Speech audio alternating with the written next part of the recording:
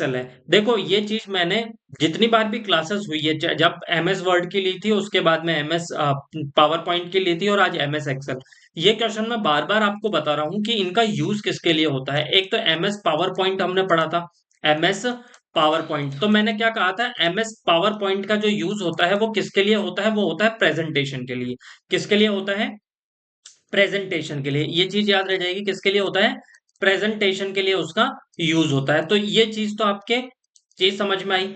अगर आपसे पूछ लिया जाए कि एमएस एक्सेल का यूज किसके लिए होता है, एमएस एक्सेल का यूज किसके लिए होता है, तो एमएस एक्सेल का यूज किया जाता है, किसके लिए किया जाता है, वो किया जाता है स्प्रेडशीट के लिए। किसके लिए किया जाता है, आपके स्प्रेडशीट के लिए उसका यूज किया जाता है। ये चीज आपको याद रह जाएगी, स्प्रेडशीट के लिए, फॉर्मूले के लिए उनका यूज किया जाता है, ठीक है। तो ये चीज याद रह जाएगी। और सेम आपको याद रखना था कि एमएस वर्ड का यूज किसके लिए किया जाता है, एमएस वर्ड का यूज किसके लिए किया जाता है, तो उसका यूज किया जाता है डॉक्यूमेंट बनाने के लिए। किसके लिए, डॉक्यूमेंट बनाने के लिए उसका यूज किया जाता है। ये चीज आपको याद रह जाएगी। अब हमसे पूछा किसका है, एमएस एक्सेल का पूछा है, तो आप एमएस एक्सेल का किसके लिए यूज किया जाता है, स्प्रेडशीट के लिए किया जाता है। देखो डेटाबेस मैनेजमेंट के लिए गलत है, प्रेजेंटेशन के लिए गलत है, आपके वर्ड प्रोसेसिंग एप्लीकेशन सॉफ्टवेयर, ये भी गलत है। किसके लिए किया जाता है, स्प्रेडशीट एप्लीकेशन सॉफ्टवेयर है, इसका यूज मैथमेटिकल फॉर्मूले, कैलकुलेशन, इनके लिए इसका यूज किया जाता है। नेक्स्ट आप देखिएगा कि हेरफेर, मैनिपुलेट करने के लिए डेटा और फॉर्मूला की पंक्ति और स्तंभ व्यवस्था को क्या कहते हैं, टेबल शीट कहते हैं, ग्रिड शीट कहते हैं, रोल शीट कहते हैं, या स्प्रेड शीट कहते हैं। तो इसे क्या कहा जाता है, स्प्रेड शीट कहा जाता है। कैसे क्या कहा जाता है, स्प्रेड शीट कहा जाता है। ये चीज याद रह जाएगी। सिंपल सी बात है, नॉर्मल से मैं आपको शब्दों में समझाऊं तो मैं ये आपको ये कहना चाह रहा हूं कि जैसे हमारा जो पीपीटी हम देख रहे हैं, जैसे आप ये देख रहे हो, तो ये इसमें ये क्या होता है, ये एक स्लाइड है, ठीक है, ये स्लाइड है। जैसे मैंने ये क्वेश्चन कर दिया, ये भी क्या एक स्लाइड है। वैसे ही आपके जो एमएस एक्सेल के अंदर जहां पे फॉर्मूले, जहां पे कॉलम होते हैं, जहां पे रोज होती है, उन्हें वो किसके अंदर होते हैं, स्प्रेडशीट के अंदर। किसके अंदर होते हैं, स्प्रेडशीट के अंदर। ये चीज याद रह जाएगी। नेक्स्ट आप देखिएगा, सेल सीमा G2 से M12 के लिए सेल संदर्भ होगा। ये पटवारी 2016 के अंदर आपसे पूछा गया था।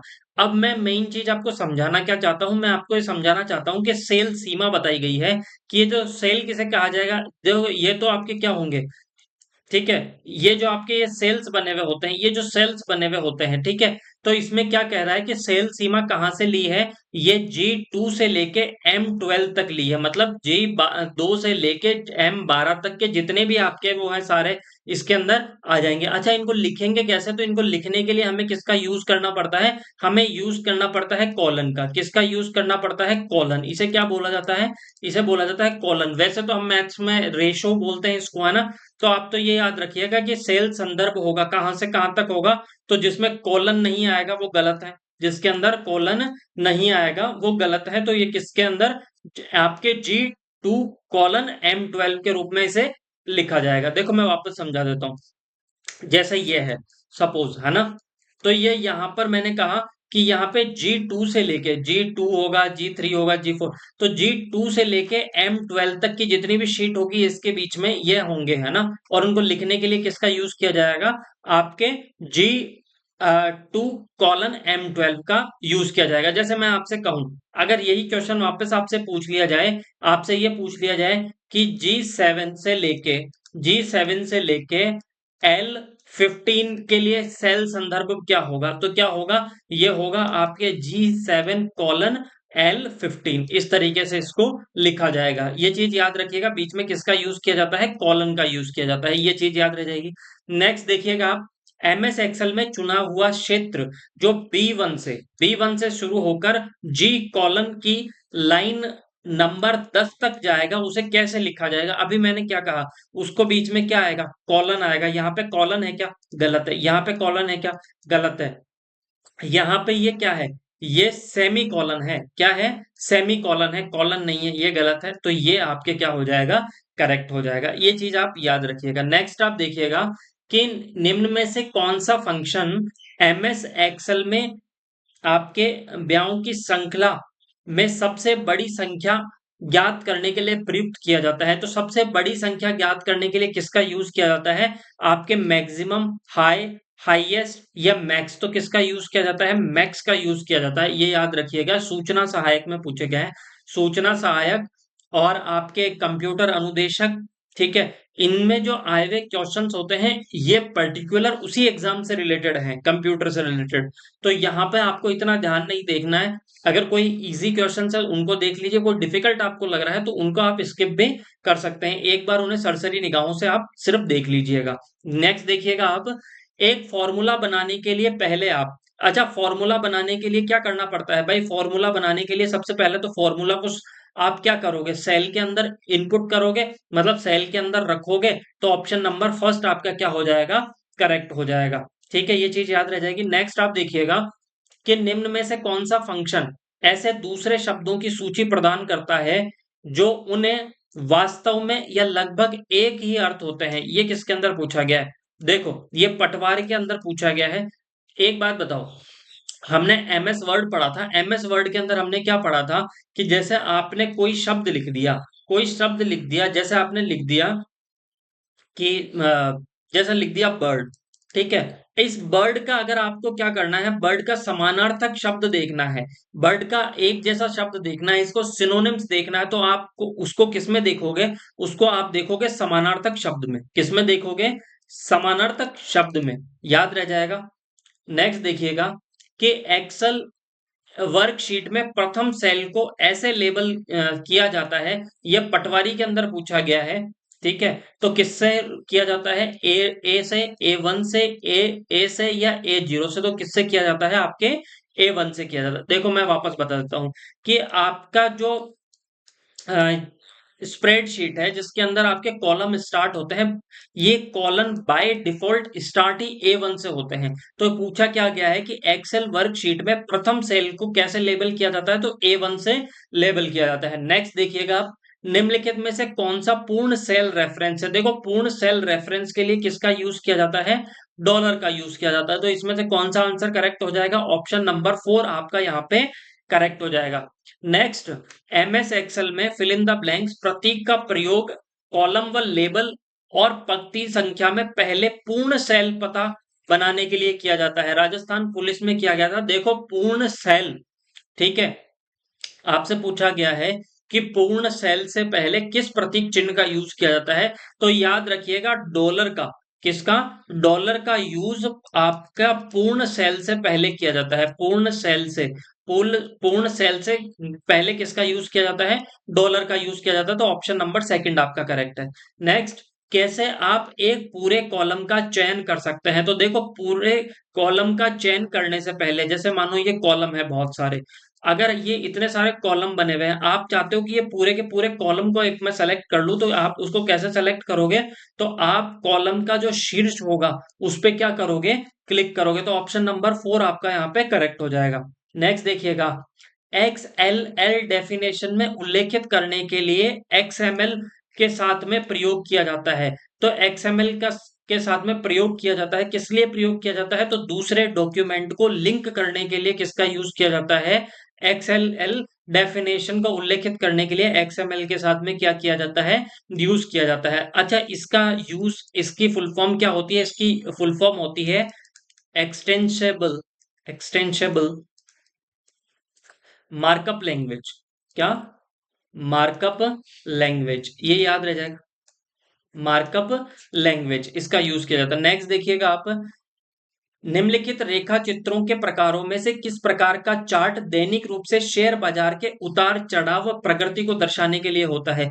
देखो, शेयर मार्केट के अंदर आप जो देखोगे, वो जो शेयर्स हैं, जो कि शेयर आज इतना ऊपर जा रहा है, आज इतना नीचे आ रहा है, इसकी रेट इतनी ऊपर जा रही है, उसके लिए कौन से चार्ट का यूज किया जाता है? तो उसमें देखो, वो चार्ट इस तरीके से बने हुए होते हैं, इस तरीके से कि ये शेयर ऊपर जा रहा है, ये नीचे आ रहा है, ठीक है, इस तरीके शेयर बने हुए होते हैं। तो उनमें किस कौन से चार्ट का यूज किया जाता है? कॉलम चार्ट का? गलत है। रो चार्ट, लाइन चार्ट या पाई चार्ट? तो उसके लिए किसका यूज किया जाता है? रो चार्ट का यूज किया जाता है। नेक्स्ट देखिएगा, एक्सेल विंडो का कौन सा एरिया वैल्यूज एंड फॉर्मूलाज को एंटर करने को अलाउ करता है? Title bar, menu bar, formula bar और स्टैंडर्ड टूल बार?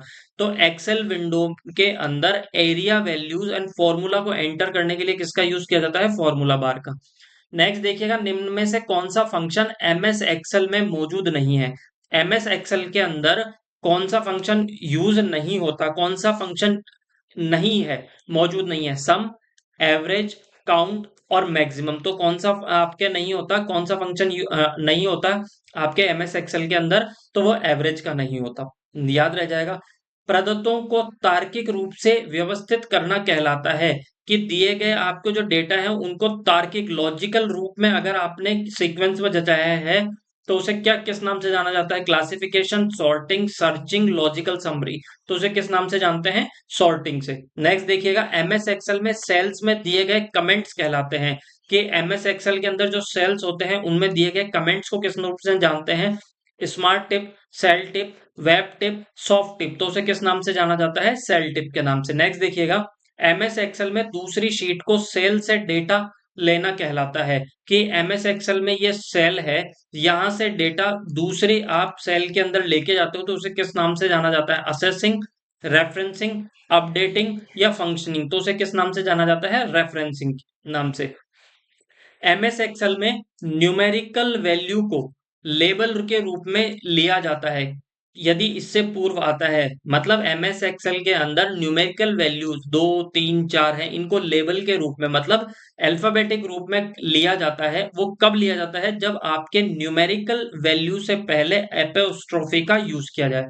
मैं फिर बता रहा हूं, मैंने कहा कि न्यूमेरिकल वैल्यू क्या मतलब होता है? 2, 4, 5, 6। जैसे मैंने ले लिया 24, अब ये कह रहा है कि इस चॉइस को आपके लेबल वैल्यू बोला जाए तो मतलब अल्फाबेटिक वैल्यू के अंदर कब लिया जाता है? जब इससे पहले किसका यूज हो? एपोस्ट्रोफी। और एपोस्ट्रोफी बोला जाता है इस निशान को। तो ऑप्शन नंबर फर्स्ट आपका करेक्ट हो गया।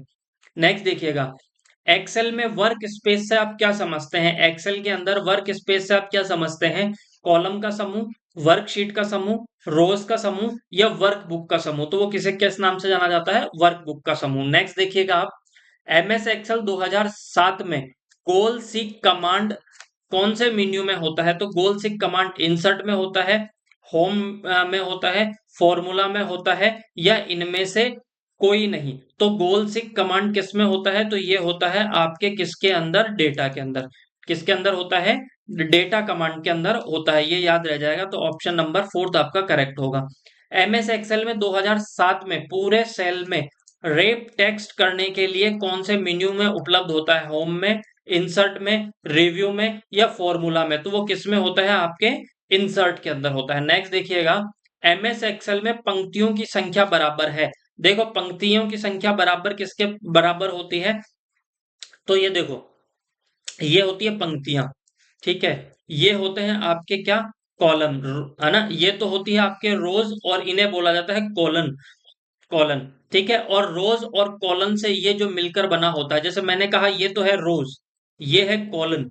तो ये रोज और कॉलन से मिलके बना है, इसे हम किस नाम से जानते हैं? इसे जानते हैं हम सेल्स के नाम से। किस नाम से? सेल्स के नाम से। तो एमएस एक्सेल में पंक्तियों की संख्या बराबर है, किसके बराबर है? तो कितनी होती है? वो होती है आपके किसके बराबर होती है? वो होती है आपके 65,536। मतलब अगर आप गिनोगे तो पहले कितनी होती थी ये? पहले तो होती थी ये आपके 65,536, अभी 10 लाख के आसपास हो गई है। ठीक है, यह चीज याद रह जाएगा। तो कौन सा ऑप्शन करेक्ट हो जाएगा? Option number 2। नेक्स्ट देखिएगा, एमएस एक्सेल 2007 की कॉलम संख्या वर्कशीट में अधिकतम है। कितनी है वर्कशीट में? 2007 में कितनी हो गई थी? तो यह आपके किसकी संख्या पूछी है? कॉलम की संख्या। तो कॉलम की संख्या कितनी हो गई? वो हो गई आपके 10,384। कितनी हो गई? 10,384। एक बार आप चेक कर लीजिएगा, मेरे से भी गलती हो सकती है, देख लीजिएगा। तो इनमें से कोई नहीं। नेक्स्ट देखिएगा, एमएस एक्सेल में फॉर्मूला प्रारंभ होता है। तो एमएस एक्सेल में फॉर्मूला किससे प्रारंभ होता है आपके? तो वो किससे होता है? बराबर के निशान से। एमएस एक्सेल के अंदर जैसे मेरे को फॉर्मूला लिखना है D2S4, D2S4 बटा S5, सपोज ये कोई फॉर्मूला है। तो फॉर्मूला लिखने से पहले मुझे किसका निशान लगाना होता है? बराबर का। तो एमएस एक्सेल में फॉर्मूला से पहले किसका निशान लगाया जाता है? बराबर का। एमएस एक्सेल 2007 में किस मेन्यू में हेडर व फुटर ऑप्शन होता है? व्यू में, होम में, फॉर्मूला में या इनमें से कोई नहीं? तो किसमें? इनमें से कोई नहीं। वो किसमें होता है? आपके इंसर्ट में। किसमें होता है? इंसर्ट में। नेक्स्ट देखिएगा, MS Excel current cell address को हाईलाइट करने के लिए कौन सा शॉर्टकट की है? Formula bar, status bar, name bar या टाइटल बॉक्स? तो कौन सा होता है? वो होता है नेम बॉक्स। नेक्स्ट देखिएगा, एमएस एक्सेल 2007 में पूरे कॉलम को हाईलाइट करने के लिए कौन सा शॉर्टकट की का यूज होता है? तो एमएस एक्सेल 2007 के अंदर पूरे कॉलम को हाईलाइट करने के लिए किसका यूज होता है? कंट्रोल प्लस स्पेस बार। क्वेश्चन क्या है कि एमएस एक्सेल में सेल A1 से A10 का योग करने के लिए सूत्र है। ठीक है, कहां से? कि आपका सेल, सबसे पहले मैं आपको एक चीज बता देता हूं। एक चीज याद रखिएगा आप, ये तो जो ये तिरछी लाइनें होती है ना, ये जैसे तिरछी लाइनें होती है, इन्हें तो क्या कहा जाता है? इन्हें तो कहा जाता है रो। क्या कहा जाता है इन्हें? रो। याद रह जाएगा। ये जो खड़ी लाइनें होती है, ठीक है, इन्हें क्या कहा जाता है? इन्हें कहा जाता है आपके कॉलम। क्या कहा जाता है? कॉलम। ये चीज याद रह जाएगी। अब रो और कॉलम एक दूसरे को जहां पे क्या करते हैं, इंटरसेक्ट करते हैं, प्रतिच्छेद करते हैं, एक दूसरे को काटते हैं, उसे क्या बोला जाता है? उसे बोला जाता है आपके क्या? उसे बोला जाता है सेल। बस ये चीज समझनी है। देखो, यहाँ पे ये आपके क्या है? रो है, ये कॉलम है, दोनों एक दूसरे को काट रहे हैं, तो एक स्क्वायर में, एक वर्ग के आकार में क्या बन रहा है? एक डिब्बा सा आपको दिखाई देगा। ठीक है, वर्गाकार आकृति आपको दिखाई देगी। इसे ही क्या कहा जाता है? इसे ही कहा जाता है सेल। एक चीज समझ में आ गई। अब यहाँ पे क्या कहना चाह रहा है आपको कि A1 से लेके A10 तक का जो आपको क्या है, A1 से लेके A10 तक का जो सेल है, इनको आपको क्या करना है? योग करना है। तो उसके लिए सूत्र क्या होगा? अब एक चीज याद रखिएगा कि आपको ये याद रखना है कि अगर हम एमएस एक्सेल की बात कर रहे हैं, किसकी बात कर रहे हैं हम? एमएस एक्सेल की बात कर रहे हैं। एमएस एक्सेल के अंदर कोई भी फॉर्मूला अगर आप लिखते हो, तो वो फॉर्मूला जो स्टार्ट होता है वो किससे होता है? बराबर के चिन्ह से होता है। किससे होता है? बराबर के चिन्ह से होता है, पहली चीज। तो यहाँ पे इसमें तो ये देखो हैश से चालू हो रहा है, इसका मतलब ये ऑप्शन तो गलत हो गया। चीज समझ में आई? अब यहाँ पे ये भी बराबर से हो रहा है, ये भी बराबर से हो रहा है, ये भी बराबर से हो रहा है, इसका मतलब ये चीज ठीक है। फिर दूसरा आपको क्या करना है? आपको करना है योग। क्या करना है? योग। इसका मतलब यहाँ पे सम यहाँ पे भी आ रहा है, सम का मतलब योग ही होता है एक तरीके से। ठीक है। दूसरी चीज, पहली चीज कि फॉर्मूला किससे स्टार्ट होगा? हैश से स्टार्ट होगा। किससे स्टार्ट होगा? आपके आपके सॉरी, किससे स्टार्ट होगा? बराबर के चिन्ह से स्टार्ट होगा। दूसरी चीज, जब भी आप सेल को लिखते हो तो बीच में आपको किसका साइन लगाना होता है? आपको साइन लगाना होता है किसका? तो आपको साइन लगाना होता है किसका? कॉलन का। किसका? कॉलन का। मतलब एक तरीके से मैथ में हम जिसे रेशो बोलते हैं। अब यहाँ पे 2 लिख रखा है, इसका मतलब ये ऑप्शन भी चला गया, ये ऑप्शन भी चला गया। अच्छा, आपको एड ऑन कहां से कहां तक करना है? A1 से आपको A10 तक करना है, तो इसका मतलब ये ऑप्शन गलत आपके सही हो गया, ये ऑप्शन आपके गलत है। क्यों गलत है? क्योंकि इसमें लिखा हुआ है सम A1 से लेके सम A10, ऐसा नहीं लिखेंगे। क्या लिखेंगे? सम आपके A1 A1 से कॉलन से A10, ये लिखा जाता है। तो इसलिए ये करेक्ट होगा आपके, ये वाला क्या हो जाएगा? गलत हो जाएगा। ये चीज याद रह जाएगी। मैं फिर से बता रहा हूँ, फॉर्मूले थोड़ा सा आपको दिक्कत देते हैं जहां पे फॉर्मूला पूछा जाएगा। पहले तो बराबर के चिन्ह से स्टार्ट होगा। दूसरा आपका क्या आना चाहिए? बीच में आपके कॉलन का निशान आना चाहिए। किसका निशान आना चाहिए? कॉलन का निशान आना चाहिए। ये चीज याद रह जाएगी। तो जिसमें कॉलन का निशान हो नहीं हो वो गलत हो जाएगा, जहां पे बराबर का चिन्ह से स्टार्ट नहीं हो वो गलत हो जाएगा। तो दो ऑप्शन तुम्हारे ऐसे एलिमिनेट हो गए थे, और ये थर्ड आपका ऑप्शन, आपके ये फर्स्ट वाला यहाँ पे करेक्ट हो जाएगा। नेक्स्ट देखिएगा, निम्न में से कौन सा फॉर्मूला एक्सेल के लिए गलत है? कौन सा फॉर्मूला एक्सेल के लिए गलत है? फिर मेरे को एक बात बताइए, आपका एक्सेल का फॉर्मूला किससे स्टार्ट होता है? मैं फिर भी लिख देता हूं कि एक्सेल के अंदर एक्सेल के अंदर फॉर्मूला एक्सेल के अंदर फॉर्मूला किससे स्टार्ट होगा? बराबर के चिन्ह से स्टार्ट होगा। किससे स्टार्ट होगा? बराबर के बराबर के चिन्ह से स्टार्ट होगा। तो यहाँ पे बराबर का चिन्ह तो आ ही नहीं रहा, तो ये मतलब यही गलत है। और हमसे पूछा क्या गया है? हमसे गलत ही तो पूछा गया था, तो बाकी सब करेक्ट है। नेक्स्ट देखिएगा, एक्सेल में A9 से A99 सेल रेंज को कैसे दर्शाएंगे? अब मैंने आपसे क्या कहा था कि अगर फॉर्मूला स्टार्ट हो तो बराबर से होगा, और आपको रेंज दर्शानी है वहां से वहां तक के, तो उसके लिए क्या दर्शाना होगा? किसका चिन्ह होना चाहिए? कॉलन का। किसका चिन्ह होना चाहिए? कॉलन का चिन्ह होना चाहिए। अब एक बात बताओ, यहाँ तो कोमा का साइन है, इसका मतलब ऑप्शन गलत है। यहाँ पे टू दे रखा है, ये भी गलत है। यहाँ पे ये चिन्ह है, गलत है। तो कॉलन का निशान तो एक जगह ही दे रखा है, इसका मतलब ये ऑप्शन आपके करेक्ट हो जाए। चीजें आसान है, थोड़ा सा आप समझते चलिएगा।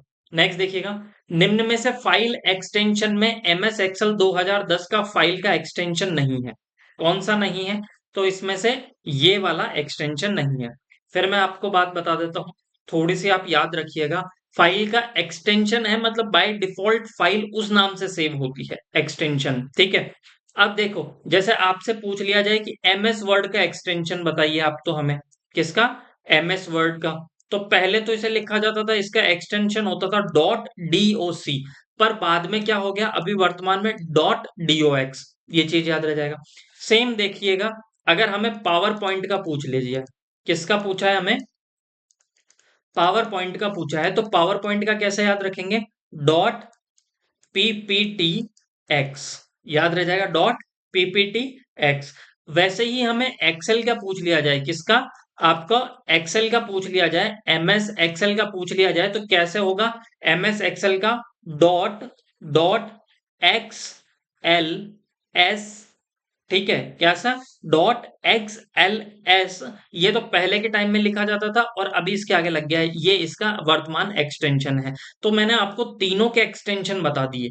क्या बता दिए? तीनों के एक्सटेंशन आपको बता दिए हैं। नेक्स्ट आप देखिएगा, एमएस एक्सेल में एक फंक्शन के अंदर एक फंक्शन, मानो कि एमएस आपका जो एमएस एक्सेल है उसके अंदर कोई फंक्शन है, उस फंक्शन के अंदर भी कोई एक फंक्शन, जैसे मैंने कहा, सपोज जैसे मैंने कहा कि ये इंसर्ट टैब पे आप क्लिक कीजिए, किस पे कीजिए? इंसर्ट टैब पे आप क्लिक कीजिए। जैसे इंसर्ट टैब पे आप क्लिक करोगे तो आपके पास में ऑप्शन आ जाएगा, जैसे एग्जांपल कलर का ऑप्शन आ गया, जैसे ऑप्शन आ गया साइज का ऑप्शन आ गया, ठीक है। तो इसका मतलब एक ऑप्शन तो आपके पास में था, जैसे ही आपने ऑप्शन पे क्लिक किया वैसे ही आपके यहाँ पे और ऑप्शन भी आपके खुल गए। इसका मतलब जब एमएस एक्सेल के अंदर एक फंक्शन के अंदर दूसरा फंक्शन आ जाता है तो उसे किस नाम से जानते हैं? Option round function, sandwich function, switch function या नेस्टेड फंक्शन। तो उसे किस नाम से जानते हैं? Nested function. मैं क्या कह रहा हूं आपसे कि फंक्शन के अंदर जब फंक्शन खुले तो उसे कहा जाता है नेस्टेड फंक्शन। एक चीज तो याद रह जाएगी। अब दूसरी चीज फिर से आप याद रखिए कि एमएस एक्सेल के अंदर राउंड फंक्शन किसे कहते हैं, राउंड फंक्शन किसे कहा जाता है? सिंपल सी बात है, मैंने कहा कि मैं आपको कितने रुपए दूंगा, मैंने कहा कि मैं आपको 5,044 और 46 पैसे दूंगा, 5,044 रुपए और 46 पैसे दूंगा। आपने कहा कि एक काम कीजिए, आप इसे राउंड फिगर में ही दे दीजिए। आप इसे राउंड फिगर में एक काम कीजिए, या तो आप मुझे 5,044 दे दीजिए या फिर आप मुझे 5,045 दे दीजिए। पॉइंटों का हिसाब मत रखिए, इसे राउंड फिगर में कर लीजिए। सेम वैसे ही है कि एमएस एक्सेल के अंदर जब आपको जो आपको वैल्यू दी गई है, जो आपको वैल्यू दी गई है उसे अगर राउंड फिगर में लिखना हो तो आप ऐसे लिख सकते हैं। उसके लिए राउंड फंक्शन का यूज किया जाता है, ये चीज याद रह जाएगी राउंड फंक्शन का। नेक्स्ट देखिएगा आप, एमएस एक्सेल में मोड फंक्शन के लिए प्रयोग किया जाता है। एमएस आपके जो एमएस एक्सेल में है उसके अंदर मोड फंक्शन, कौन सा फंक्शन? मोड फंक्शन के लिए प्रयोग किया जाता है। मोड फंक्शन किसके लिए यूज किया जाता है? मोड फंक्शन किसके लिए यूज किया जाता है? तो मोड फंक्शन यूज किया जाता है किसके लिए? मोड फंक्शन जब भी अगर आप किसी चीज में, जैसे मैंने कहा मैं आपको एग्जांपल से समझाता हूँ। मैंने कहा कि आपको 3 का भाग देना है 10 के अंदर, तो आपने कहा 3 3 9, रिमेनिंग बचा 1। ये होता है हमारा क्या? ये हमारा बच रहा है शेषफल। जब भाग देने पर कोई संख्या, कोई चीज आपका शेषफल बचता है, शेष शेष फल बचता है, भाग देने पर जब शेष फल बचता है तो उसके लिए किसका यूज किया जाता है? उसके लिए यूज किया जाता है मोड फंक्शन का। नेक्स्ट देखिएगा, शेष फल शेष फल रिमाइंडर ज्ञात करने के लिए एमएस एक्सेल में कौन सा फंक्शन है? मतलब अगर आपका आपका शेष फल रिमाइंडर ज्ञात करने के लिए एमएस एक्सेल के अंदर कौन सा फंक्शन होता है? डिवाइड का होता है, मोड का होता है, आईएनटी या फैक्ट का होता है, तो आप कहोगे मोड का होता है।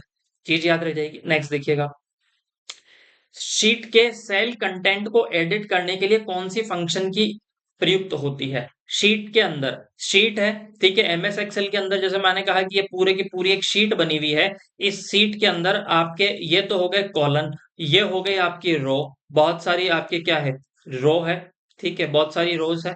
और रोज के बीच में मैंने कहा कि एक वर्गाकार आकृति बनी हुई है। क्या बनी हुई है? वर्गाकार एक आकृति बनी हुई है। ये वर्गाकार आकृति बनी हुई है जिसे हम कहते हैं सेल। जिसे हम किस नाम से जानते हैं? सेल के नाम से जानते हैं। इस सेल को एडिट करने के नाम से, इस सेल को एडिट करने के लिए किसका यूज किया जाता है? तो F2 का यूज किया जाता है। किसका यूज किया जाता है? एडिट करने के लिए F2 का यूज किया जाता है। नेक्स्ट देखिएगा आप, MS एक्सेल 2007 में कॉलन को हाईलाइट करने के लिए कौन सा शॉर्टकट की यूज किया जाता है? किसको आपको किसको आपको कॉलन किसे बोला जाता है? ये जो आपका कहा है, कॉलन को हाईलाइट करने के लिए किसका यूज किया जाता है? कंट्रोल सी का, कंट्रोल प्लस एंटर का, कंट्रोल प्लस पेज का, या कंट्रोल प्लस स्पेस बार का? तो किसका यूज किया जाता है? कंट्रोल प्लस स्पेस बार का। अब मैं यहाँ पे दो चार चीजें आपको बता देता हूँ। देखिएगा, अगर ये एक बार आप देख लीजिएगा, आप कभी भी नहीं भूलोगे। देखो, याद कैसे करना है हमें, तीनों को जब हम कंपैरिजन कर लेंगे ना, तो हमें चीज याद रह जाएगी। देखो, मैं तीन चीजें बता रहा हूँ। मैं क्या बता रहा हूँ कि कंट्रोल के साथ में क्या आ जाए? स्पेस बार आ जाए। क्या आ जाए? Space bar. पहली चीज, एक चीज तो हम। दूसरा मैं क्या बता रहा हूं, मैंने कहा कि आ जाए आपके क्या? शिफ्ट के साथ में स्पेस बार आ जाए। किसके साथ में? शिफ्ट के साथ में। किसके साथ में? शिफ्ट के साथ में स्पेस बार आ जाए। ये चीज याद रह जाएगी। अब जब कंट्रोल के साथ में स्पेस बार आ रहा है, तो किसको हाईलाइट करने का काम हो रहा है? किसको हाईलाइट करने का काम हो रहा है? ये हो रहा है आपके कॉलम को हाईलाइट करने का काम हो रहा है। कंट्रोल के साथ में स्पेस बार आ रहा है तो आपके कॉलम को हाईलाइट करने का काम हो रहा है। सेम अगर शिफ्ट के साथ पे स्पेस बार आ रहा है, तो फिर किसको? आपके रोज, मतलब आपके रो को हाईलाइट करने का काम हो रहा है। अब आप कहो कि सर, एक बार तो आपने बता दिया कि कॉलन को हाईलाइट करने का काम हो रहा है, और एक बार बता दिया आपने कि रोज को हाईलाइट करने का काम हो रहा है, और कॉलन और हाई आपके रोज एक दूसरे को जब इंटरसेक्ट करते हैं, एक दूसरे को काटते हैं, तब बनता है सेल। तो आप मुझे बताइए कि सेल को हाईलाइट करने का काम किससे होगा? तो मैंने कहा इन दोनों को जोड़ दो। तो आपने कहा तीसरा क्या बन जाएगा? जब आप कंट्रोल कंट्रोल के साथ में स्पेस बार, कंट्रोल के साथ में स्पेस बार, कंट्रोल के साथ में स्पेस बार, प्लस आप क्या, सॉरी, मैं यहाँ पे स्पेस बार को बाद में लिखने वाला था। लिख तो हम सही रहे हैं।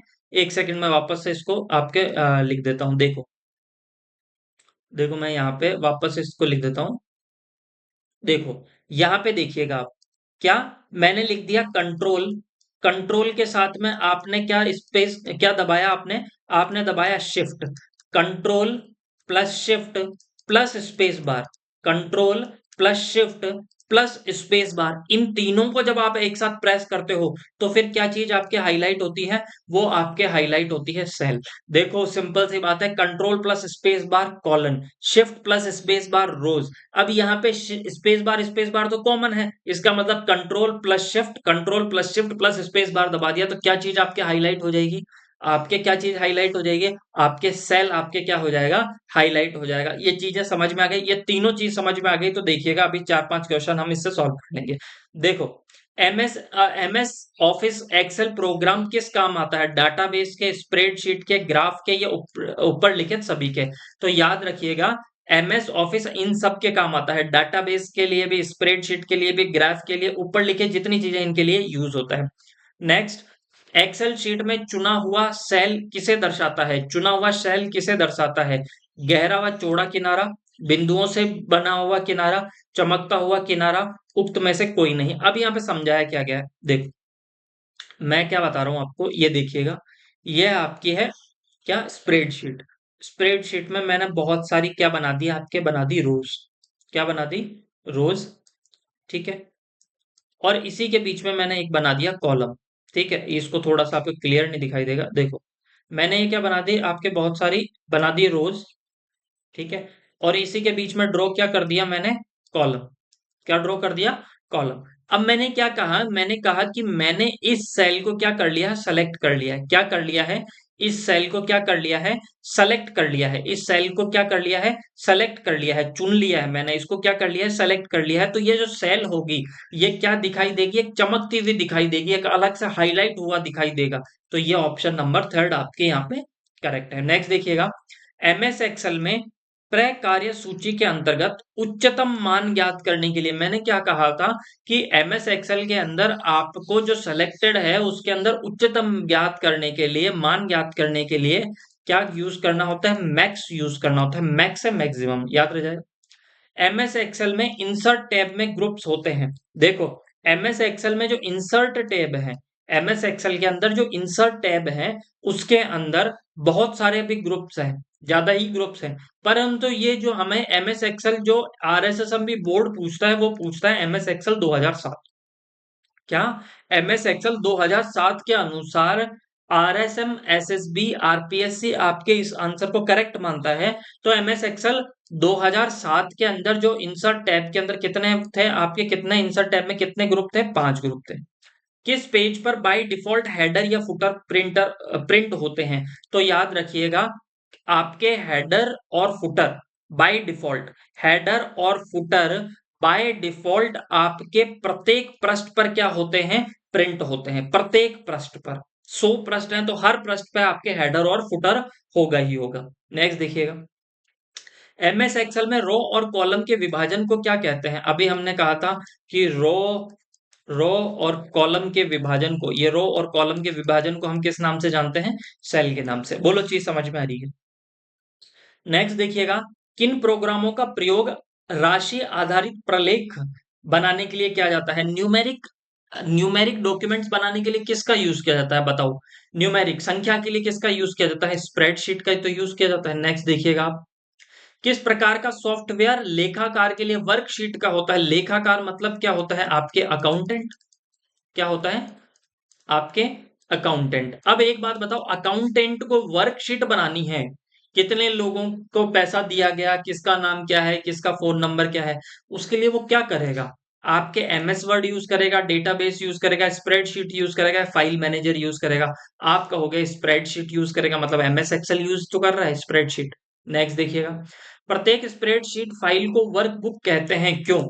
यह चार्ट और ग्राफ से युक्त होता है, गलत। इसमें टेक्स्ट और डाटा सम्मिलित होते हैं, ये गलत। यह संशोधित किया जा सकता है, यह भी गलत। यह वर्कशीटों और चार्टों से युक्त बहुत सी स्प्रेडशीटों से मिलकर बना होता है, इसलिए हम इसे वर्कबुक कहते हैं। चीज याद रह जाएगी। किस आदेश बटन से आप दो या दो से अधिक सेलों को मिलाकर एक सेल बना सकते हैं? कौन से आदेश से, बटन से आप दो या दो से अधिक सेलों से मिलकर एक सेल बना सकते हैं? तो किससे बना सकते हैं? मर्ज और सेंटर से। एक्सेल स्प्रेडशीट की मूल इकाई जहां पर डाटा एंट्री की जाती है कहलाता है टैब, बॉक्स, सेल या उपयुक्त में से कोई नहीं? तो सेल, जहां पे आप डेटा एंट्री करते हो मूल इकाई किस नाम से जानते हैं? सेल के नाम से। नेक्स्ट देखिएगा, स्प्रेडशीट अनुप्रयोग क्रमादेश निम्नलिखित में से कौन सा है? MS Word, MS Excel, MS Access या एमएस पावर पॉइंट? तो देखिएगा, स्प्रेडशीट में अनुप्रयोग क्रमादेश निम्नलिखित में से कौन सा है? तो वो कौन सा होता है आपके, सॉरी, वो कौन सा होता है? वो होता है आपके एमएस एक्सेल। किस किस एक्सेल वर्कशीट में काम करते समय जब आपको किसी कॉलम के अंदर आपको 6 बार हैश दिखाई देता है तो गलत क्या है? देखो, अगर मानो आप काम कर रहे हो, अब ये कोई आपको सेल है, इस सेल के अंदर कितनी बार आपको? 6 बार। कितनी बार? 6 बार। अगर आपको क्या दिखाई दे रहे हैं? हैश दिखाई दे रहा है, तो इसका मतलब ये कॉलम क्या है? ये कॉलम क्या है? संकीर्ण है, नैरो है, छोटा है। तो क्या है? कॉलम क्या है? संकीर्ण है। और याद रखो, अगर 5 बार अगर आपको हैश दिखाई दे रहे हैं, 5 बार आपको हैश दिखाई दे रहे हैं, तो इसका मतलब क्या है? कि क्या है? कि कॉलम के अंदर क्या है? आपके जो संख्या है, ये जो टेक्स्ट है, ये सही तरीके से फिट नहीं हो रहा है, इनकी जगह कम हो रही है, ये चीज याद रखिएगा। नेक्स्ट देखिएगा, एक्सेल में डिफॉल्ट सेल के अंदर टेक्स्ट क्षैतिज रूप से कैसे अलाइन होते हैं? किसके बारे में पूछा है? टेक्स्ट के बारे में, टेक्स्ट के बारे में। अब मैं आपको एक चीज यहाँ पे बता देता हूँ, आप ये एक बात बताना, टेक्स्ट के लिए तो आपको क्या याद रखना है? टेक्स्ट क्षैतिज रूप से कैसे अलाइन होते हैं? टेक्स्ट कैसे अलाइन होते हैं? तो टेक्स्ट होते हैं आपके लेफ्ट अलाइन होते हैं। कैसे होते हैं? लेफ्ट। जबकि आपके नंबर, नंबर कैसे अलाइन होते हैं? ये होते हैं राइट। कैसे? राइट। एक बात बताओ, स्कूल के अंदर जब हमारे नंबर कम आते थे तो डंडा आप कौन से हाथ पे खाते थे? जो आपके वर्किंग हैंड है, मतलब मोस्टली राइट हैंड पे खाते थे। नंबर कम आते थे तो कौन से हाथ पे डंडा खाते थे आप? डंडा किस पे पड़ता था? आपके राइट हैंड में। तो याद रखिएगा, जब नंबर को अलाइन करना हो तो राइट साइड। नंबर कैसे अलाइन होते हैं? राइट साइड में। तो टेक्स्ट कैसे होंगे? Left align. तो टेक्स्ट पूछा है तो कैसे अलाइन होंगे? Left align. बोलो याद रह जाएगा क्या? नेक्स्ट देखिएगा, एक्सेल में सेलेक्ट किए गए सेल रेंज से एक चार्ट बनाने के लिए, मानो कि आपको एक्सेल में सेलेक्ट किए गए एक सेल से आपको क्या बनाना है? एक चार्ट बनाना है। क्या बनाना है? चार्ट बनाना। अब चार्ट आपका चाहे वो पाई चार्ट भी हो सकता है, चाहे आपका वो रो चार्ट भी हो सकता है। ठीक है, तो उसके लिए कौन सा आपको कीबोर्ड का यूज करना रहेगा? शॉर्टकट की का यूज करना रहेगा। कौन सी शॉर्टकट कीबोर्ड का यूज करना रहेगा या की का यूज करना रहेगा? तो एफ की का यूज कर, एफ की नहीं, सॉरी, F11 का यूज करना रहेगा। किसके लिए? एमएस एक्सेल के अंदर चार्ट बनाने के लिए, एक सेल से चार्ट बनाने के लिए। ठीक है, कौन सी की का यूज किया जाएगा? F11। नेक्स्ट देखिएगा, एमएस एक्सेल में पूरी पंक्ति का चयन करने के लिए कौन सी शॉर्टकट की का प्रयोग किया जाता है? किसका यूज करने के लिए? एमएस एक्सेल में पूरी पंक्ति का चयन करने के लिए, पूरी पंक्ति का चयन करने के लिए, पूरी रो का चयन करना है तो किसका यूज किया जाता है? शिफ्ट प्लस स्पेस का। किसका? शिफ्ट प्लस स्पेस का। नेक्स्ट देखिएगा आप, एक्सेल में पूरी वर्कशीट को निम्नलिखित द्वारा सेलेक्ट किया जाता है। किसके द्वारा? पूरी वर्कशीट को। तो पूरी वर्कशीट के लिए किसका यूज किया जाता है? आगे पहले मैंने आपको क्लास में बताया है, अभी मतलब इस क्लास में थोड़ी देर पहले बताया था। कंट्रोल का प्लस शिफ्ट का प्लस स्पेस बार का। किसका? स्पेस बार का। ये चीज याद रखिएगा। किसके लिए? पूरी वर्कशीट के लिए। किसके लिए? पूरी वर्कशीट के लिए। ये चीज याद रह जाएगी। तो कौन सा हो जाएगा आपके? ऑप्शन नंबर सेकंड आपके यहाँ पे करेक्ट हो जाएगा। अच्छा, control plus space bar, control plus space bar, control plus space बार किसके लिए यूज होता है बताइए? और शिफ्ट प्लस स्पेस बार किसके लिए होता है? रो के लिए। ये किसका हो जाएगा? आपके कॉलम के लिए। याद रह जाएगा। नेक्स्ट देखिएगा, एमएस एक्सेल में वर्कशीट के सेलों के संख्या को डिफॉल्ट क्षैतिज, डिफॉल्ट किसको? संख्याओं को डिफॉल्ट क्षैतिज संरक्षण, हॉरिजेंटल अलाइनमेंट क्या होते हैं? तो हॉरिजेंटल अलाइनमेंट संख्याओं के लिए, नंबर के लिए। नंबर अगर कम आते तो राइट हैंड साइड पे डंडा पड़ता था, इसका मतलब राइट साइड। अच्छा, लेफ्ट के लिए किसके लिए? टेक्स्ट के लिए। नेक्स्ट देखिएगा, एमएस एक्सेल में टेक्स्ट, टेस्ट नहीं है ये, टेक्स्ट होगा। क्या होगा? टेक्स्ट। ठीक है, सॉरी एक सेकंड, क्या होगा ये होगा आपके टेक्स्ट। टेक्स्ट याद रह जाएगा। तो फॉल्ट को अलाइनमेंट के लिए किसके लिए? बाएं दाएं बीच में, या जस्टिफाई करने के लिए।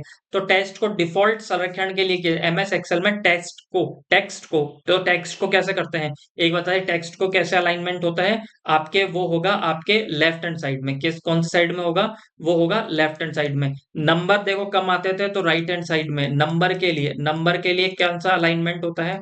नंबर के लिए अलाइनमेंट होता है राइट हैंड साइड में। कहाँ पे? राइट हैंड साइड में। और टेक्स्ट कैसा होता है? तो टेक्स्ट होता है आपके लेफ्ट हैंड साइड में। अब बार बार आपके दिमाग में होगा right hand side, left hand side. देखो, नंबर लिखोगे तो राइट हैंड साइड में लिखा में आएंगे, और टेक्स्ट लिखोगे तो लेफ्ट हैंड साइड से होंगे। बस ये याद रखना। सेल के रिलेटिव एड्रेस को एब्सोल्यूट एड्रेस में बदलने के लिए किस कुंजी का यूज किया जाता है? तो वो यूज किया जाता है आपके F4 का यूज किया जाता है। याद रखिएगा। नेक्स्ट, एमएस ऑफिस 2007 में एक्सेल फाइल का डिफॉल्ट फाइल एक्सटेंशन कौन सा है? कौन सा है? तो वो कौन सा है? एमएस एक्सेल के अंदर फाइल का डिफॉल्ट फाइल एक्सटेंशन कौन सा है? तो वो है आपके .xlsx, ये वाला है। ठीक है, नेक्स्ट देखिएगा, पटवार 2021 के अंदर पूछा गया था, इंपॉर्टेंट मान के चलिएगा। कौन सा सूत्र B1 से B7 सेल तक की संख्याओं में से सबसे बड़ी संख्या ज्ञात करने के लिए प्रयोग किया जाता है? तो किसका किया जाता है? देखो, इसमें कॉमा आ रहा है, ऐसे गलत है। इसके अंदर कॉमा आ रहा है, ये भी गलत है। अब दो में से एक सही था तो ये हो जाता है आपके ऑप्शन नंबर 4। नेक्स्ट देखिएगा, तो आज की क्लास हम यहीं पे समाप्त करते हैं। क्लास आपको अच्छी लगी हो तो ज्यादा से ज्यादा शेयर कीजिए, सब्सक्राइब कीजिए। Thank you so much. Bye bye and take care.